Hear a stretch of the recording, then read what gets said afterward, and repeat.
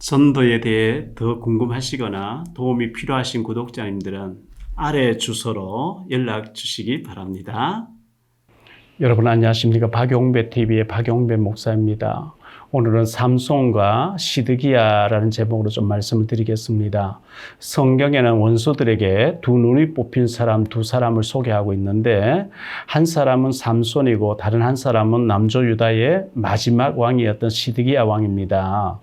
삼손은 사사 시대에 14명의 사사들 중에 12번째 사사였습니다.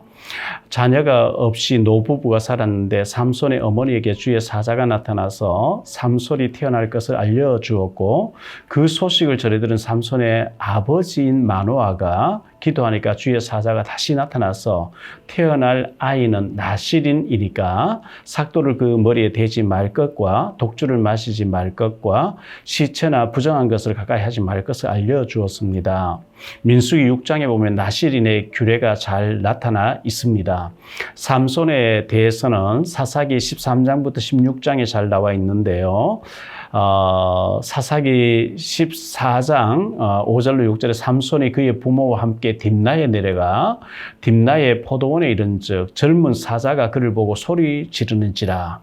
여호와 영이 삼손에게 강하게 임하니 그가 손에 아무것도 없이 그 사자를 염소 새끼를 찢는 것 같이 찢었으나 그는 자기가 행한 일을 부모에게 알리지 아니하였더라, 이렇게 말씀하고 있어요. 젊은 사자, 얼마나 사자가 맹수입니까? 젊은 사자를 손에 아무 무기도 없이 염소 새끼를 찢듯이 맨손으로 찢었다고 말씀하고 있어요.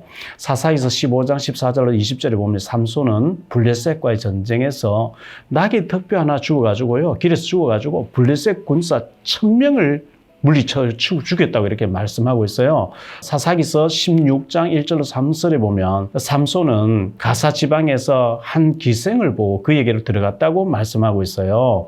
사사기서 16장 4절로 31절에 보면 삼손은 블레셋에 들리라라고 하는 여자에게 반해서 사귀게 됩니다. 블레셋 사람들은 그 들리라를 돈으로 매수를 하게 되죠. 삼손의 힘이 어디서 나오는지 알려주면 은 1100개씩을 주겠다고 이렇게 약속을 합니다. 그래서 들리라는 계속해서 삼손에게 묻습니다. 당신의 그 큰 힘이 어디에서 나오느냐고 내게 알려달라고 합니다. 삼손은 마르지 아니한 새 밧줄 7으로 나를 결박하면 내가 약해져서 나를 다른 사람과 같아진다고 이렇게 얘기합니다. 삼손이 잠들었을 때에 마르지 아니한 새 밧줄 7으로 삼손을 결박시켜 놓고 들다가 소리 지릅니다. 삼손이여, 블레셋 사람들이 당신에게 들이닥쳤느니라 하니 삼손이 그 줄을 끊기를 불탄 삼치를 끄는 같이 끊어버렸다, 이렇게 말씀하고 있어요. 들다가 다시 들이볶다시피 하면서 물어댑니다. 당신이 나를 희롱하고 내게 거짓말을 하였도다. 삼손이 대답합니다. 만일 쓰지 아니한 새 밧줄들로 나를 결박하면 내가 약해져서 다른 사람과 같으리라. 삼손이 잠든 때에 들다가 또 새 밧줄로 삼손을 결박하고 말합니다. 삼손이여, 블레셋 사람들이 당신에게 들이닥쳤느니라. 삼손이 일어나 팔 위에 줄 끊기를 실을 끄는 것 같이 끊어버렸다, 이렇게 말씀하죠. 들다가 다시 말합니다. 당신이 언제까지 나를 희롱하고 내게 말만 이때까지 하였다고 하면서 내가 무엇으로 당신을 결박할 수 있는지 내게 말하라. 삼손이 대답합니다. 만일 나의 머리털 7가닥을 배틀의 날실에 섞어 짜면 되리라. 들다가 바디로 삼손의 머리털을 단단히 짜고 말합니다. 삼손이여, 블레셋 사람 당신에게 들이닥쳤느니라. 삼손이 잠이 깨어 배틀에 바다와 그 바디와 날씨를 다 빼냈다고 말씀합니다.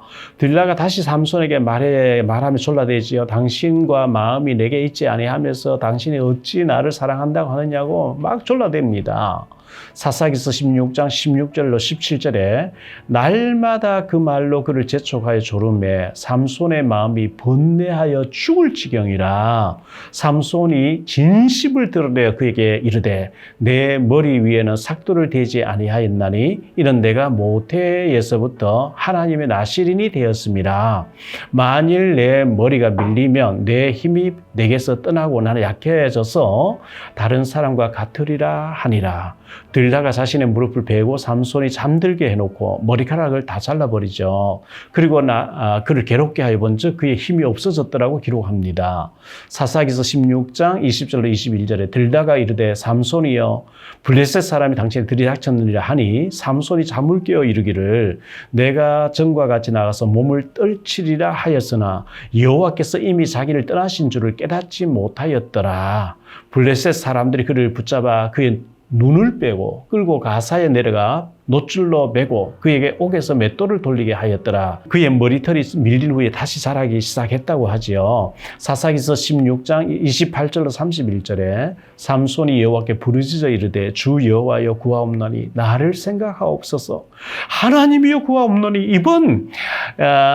이번만이라도 나를 강하게 하사 나의 두 눈을 뺀 블레셋 사람의 원수를 단번에 갖게 하옵소서 하고 삼손이 집을 버틴 두 기둥 사이에 가운데 하나는 왼손 하나는 오른손으로 끼어 의지하고 삼손이 이르되 블레셋 사람과 함께 죽기를 원하노라 하고 힘을 다하여 몸을 굽히니 그 집이 곧 무너져서 그 안에 있는 모든 방백들과 온 백성에 덮이니 삼손이 죽을 때에 죽인 자가 살았을 때 죽인 자보다 더욱 많았더라. 이렇게 기록하고 있습니다. 그의 형제와 아버지 온 집이 다 내려가서 그의 시체를 가지고 올라와서 소라와 에스다월 사이 그의 아버지 마노아의 장지에 장사하니라. 이렇게 기록하고 있어요. 삼손이 이스라엘 사사로 20년 동안 지냈더라 했는데요. 삼손이 나실인이었습니다. 나실인은 사무엘과 삼손과 세례요한 이렇게 나실인이었죠. 사무엘은 한나가 서원 기도에서 응답받은 나실인이었지만 삼손은 하나님께서 이스라엘을 블레셋으로부터 구원시키려고 태어나게 했던 언약의 사람이었습니다. 그렇게 중요한 언약의 사람이 주제 파악을 하지 못하고 원수의 나라에 기생집이나 들락거리면서 들나라로 예사에 푹 빠져가지고 두 눈이 뽑히고 비참한 사람으로 최후를 마치게 되죠. 20년 동안 사사로 있었다고 합니다. 50년, 60년 동안 그가 사사로 있었으면 얼마나 더 큰 일을 많이 했고 또 언약의 사람, 좋은 그 사람을 만나서 언약의 가정을 이루었으면 얼마나 좋았을까요? 삼손이 그렇게 생을 마감했다고 하면 또 한 사람 남조 유다의 마지막 왕이 시드기야 왕이었습니다. 20번째 왕이었죠. 그는 유다의 20번째 왕이면서 16대 왕이었던 요시야 왕의 세 아들 중 한 사람이었습니다. 19대 왕이었던 여호야긴이 여호와 보시기에 악을 행함으로 하나님은 바벨론 왕 느부갓네살 왕을 여호야긴을 포로로 끌려가게 했습니다. 숙부인 마따니아를 시드기야라고 이름을 바꾸어 주면서 유다의 왕으로 다스리게 했는데요. 바벨론의 느부갓네살 왕의 통치를 받으라고 했습니다. 그러나 시드기야 왕은 11년 동안 다스리면서 우상 숭배하고 악을 행하고 하나님 말씀을 전하는 에레미야를 크게 박해했습니다. 굴에 던져 넣기도 하고요. 바벨론의 느부갓네살 왕을 배반하고 애굽을 의지하다가 바벨론 왕 느부갓네살 왕에 의해서 비참한 최후를 맞이합니다.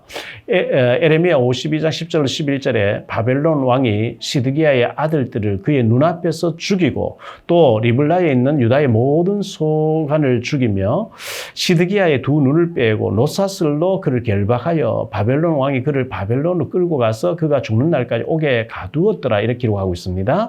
역대하 36장 11절 21절에 보면 여호와께서는 그의 사신들을 그에게 부지런히 보내어서 이르렀으나 시드기야 왕은 듣지 아니하고 하나님의 사신들을 비웃고 그 말씀을 멸시하고 선자들을 악행하다가 비참한 최후를 맞이했다고 기록하고 있습니다.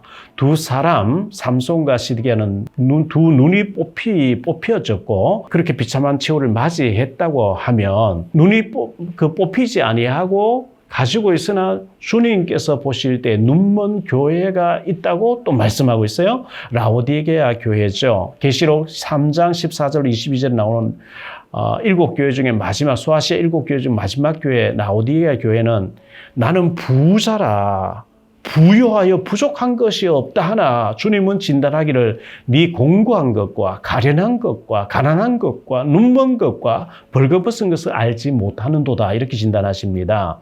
내가 너를 권하노니 내게서 불로 연단한 금을 사서 부요하게 하고 흰옷을 사서 입어 벌거벗은 수치를 보이지 않게 하고 안약을 사서 발라 보게 하라 하셨습니다.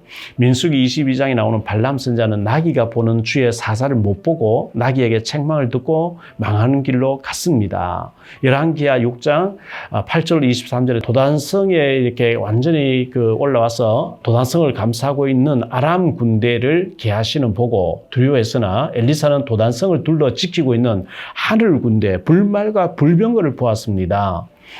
에베소 1장 18절에 마음의 눈, 영안이 열려야 합니다. 영안이 어둡지 맙시다. 영안이 밝으면 하나님이 하시는 일이 보입니다.